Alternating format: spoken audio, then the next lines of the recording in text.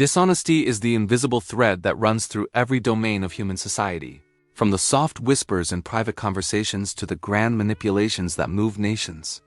We often only grapple with the nature of a lie when we are the ones being betrayed, or when a public scandal breaks the surface of our collective reality. But deception isn't a rare side effect of the human condition. It is a central force that has shaped history and culture since the very beginning. Long ago, our ancestors told stories of the trickster, an archetype found in the folklore of Africa, the myths of Europe, and the wisdom tales of Asia. The trickster isn't always a villain. They are a subverter of rules. A figure who can reveal the vanity of a king or teach humility to the arrogant through cunning and rule-bending. Yet, this same figure can cause immense suffering with a flick of the wrist, showing us the deep ambivalence we feel toward the act of lying. We are enthralled by the cleverness of a scam, yet we are destroyed by the weight of a secret. Precisely because deception both enthralls and destroys the human imagination. In early tight-knit groups, trust was a matter of survival, knowing if a hunting partner was honest about the location of prey meant the difference between a feast or starvation. Because of this, early peoples developed a place in their cultural consciousness for the cunning deceiver, sometimes using these tales to reinforce moral norms or to show how the weak could topple the oppressive. As our civilizations grew, so did our desperation to root out the liar, leading to harrowing and mystical rituals believed to reveal hidden guilt. Suspects were subjected to painful ordeals, under the fervent belief that if an accused party were innocent, a deity or cosmic force would protect them from harm. History is littered with the bodies of the innocent who were harmed by these unreliable methods, proving that our desire to find the truth has often been as violent as the lies themselves. Even our modern lie detection technologies, which measure breathing rates and skin conductance, are deeply flawed because some can mask these signs while others exhibit stress for reasons entirely unrelated to lying. Courts remain skeptical of these machines, leading researchers to look instead at the actual words we use, because deception creates a mental tension that leads to unconscious shifts in communication. So why do we do it? Why do we risk our peace of mind to construct a world that isn't real? For many, a lie is a shield. It functions to preserve self-image or to stave off the negative consequences of our actions. The student who fabricates an illness to cover up missed homework, or the employee who pads their achievements to secure a promotion, is trying to control the narrative to avoid blame. There is also the benevolent lie, born from a misguided sense of empathy. We reassure a friend that a situation is better than it is, or we omit details we believe would cause needless worry, entering an ongoing ethical debate about whether such half-truths do more harm than good.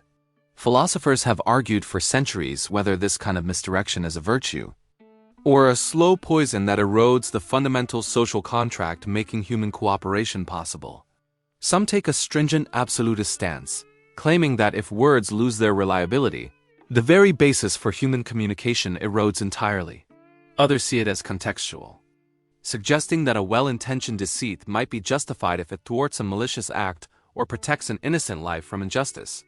Then there is the habitual liar, the person for whom deception has morphed into a default setting, often linked to past traumas or personality disorders. These individuals might feel that lying is the only way to navigate the world without exposing themselves to the crushing weight of shame or conflict. Some even derive a sense of power by distorting the truth, enjoying the secret thrill of fooling everyone around them, a pattern that can require deep therapeutic intervention. But lying is a mentally expensive habit. It requires an exhausting mental choreography to keep the contrived stories in motion. When we deviate from the truth, our language shifts in subtle, predictable ways that reflect our internal conflict. A liar will often unconsciously remove personal pronouns like I or me from their speech, relying instead on passive voice or third-person usage. This creates a psychological distance between the speaker and the falsehood, as if they are trying to disown the very words they are saying. They might introduce more negative language or frustration into their narratives, a leak of the subconscious guilt or tension they are trying to suppress. You might notice their stories are strangely simple and overly polished. They lack the natural mésanges, contradictions, and sensory details found in real events. At the same time, a liar may weave in excessive, bloated details about peripheral matters to try and buy themselves some plausibility.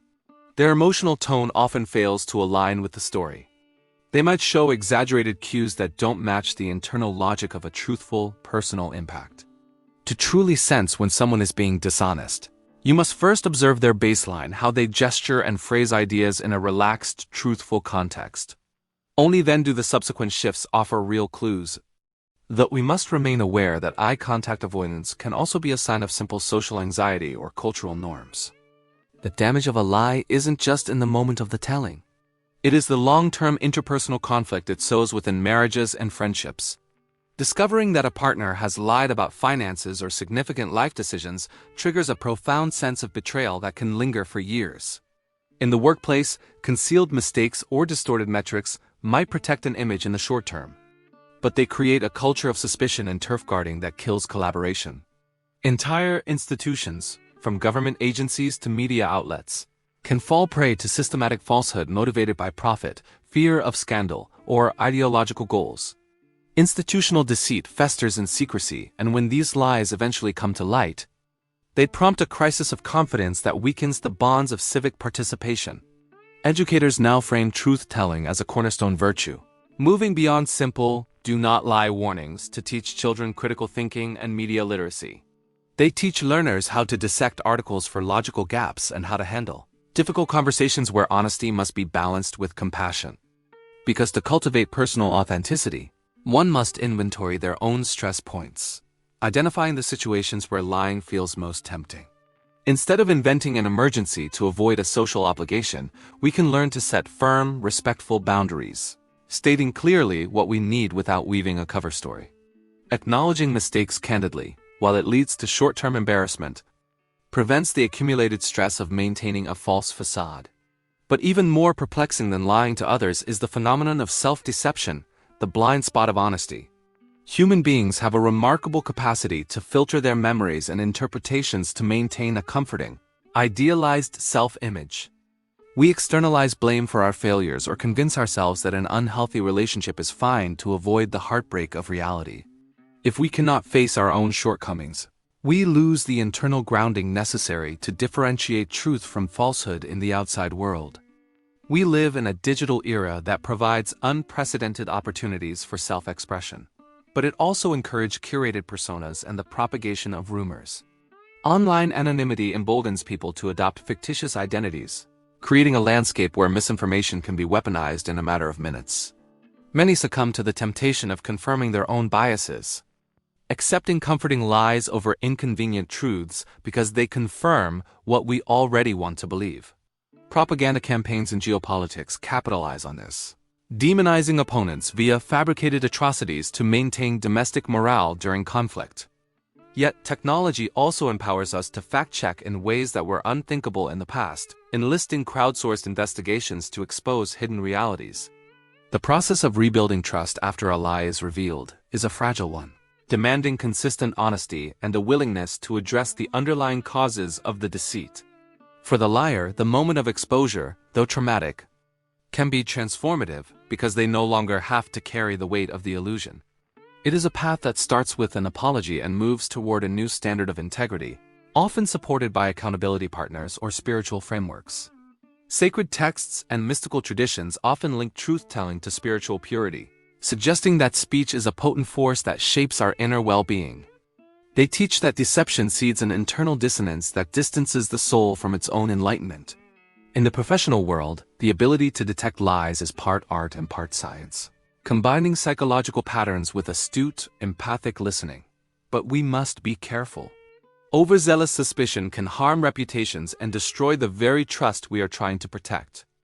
Systemic deceit in groups often requires courageous whistleblowing individuals who are willing to face intimidation to break the cycle of silence. The resistance these truth seekers face reveals how cultural norms can be complicit in preserving illusions to protect a collective image. Ultimately, striving for honesty becomes a beacon of clarity in a world often fogged by half-truths and deliberate misdirection. While lying may appear to solve an immediate problem or spare someone's feelings, it frequently exacts a steep toll on our inner equilibrium. Every effort to uphold the truth, even in the minor matters of daily life, serves as a stitch in the social fabric, reinforcing the belief that words still carry meaning, Honesty asks a fundamental question. Do we value authenticity enough to weather the vulnerability it inevitably brings? If the answer is yes, then a journey of mutual respect and collaborative problem-solving becomes possible. Illusions, no matter how grandly they are constructed, tend to fade over the long sweep of history. But truths, however inconvenient or difficult to hear, remain the only anchor for genuine progress. By embracing truth on an individual and collective scale, we harness a force for emotional well-being and moral integrity. In the end, the psychology of a liar is a study in fear, but the psychology of the truth-teller is a study in courage. The choice between the two is what defines the character of our lives and the strength of our communities.